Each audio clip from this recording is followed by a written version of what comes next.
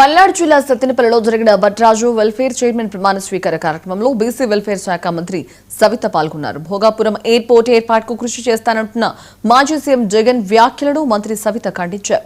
2014-19లో visionary leader Chandrababu తెచ్చిన 5 ఏళ్లు సీఎంగా ఉన్న జగన్ గాలికి వదిలేశారని ఆమె ఆరోపించారు. అలాగే పోలవరం, అమరావతి పరిశ్రమలను గాలికి వదిలేసి నేడు గొప్పలు చెప్పుకుంటున్నాడని మంత్రి సవిత ఎద్దేవా చేశారు. జగన్మోహన్ రెడ్డి గారు మాట్లాడారు. ఏం మాట్లాడారు? భోగాపురం ఎయిర్పోర్టు ఆయన క్రెడిట్ అంట.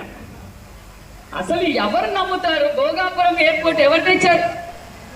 14-19లో విజనరీ లీడర్ మాన్యశ్రీ ముఖ్యమంత్రి చంద్రబాబు నాయుడు గారు ఏదైతే పరిశ్రమల సృష్టికర్త, ఏదైతే భోగాపురంకి కర్మ క్రియాకర్త చంద్రబాబు నాయుడు గారు 14-19లో పర్మిషన్లు తీసుకొచ్చారు.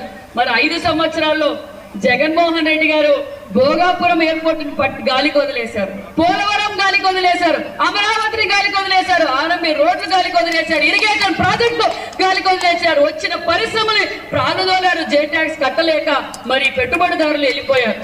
మరి ఈ రోజు అధికారంలో రాగానే మన విద్యాశాఖ మంత్రి, మన ఐటీ శాఖ మంత్రి కాలుకు బల్పం కట్టుకొని దేశ విదేశాలు తిరిగి ఈ రోజు మళ్ళీ పెట్టుబడిదారులు తీసుకురావడం, మరి మన పిల్లలకు భావితరాల భవిష్యత్తుకు పునాదులు వేస్తున్నారు అన్న విషయాన్ని మీకు తెలియజేస్తున్నాం.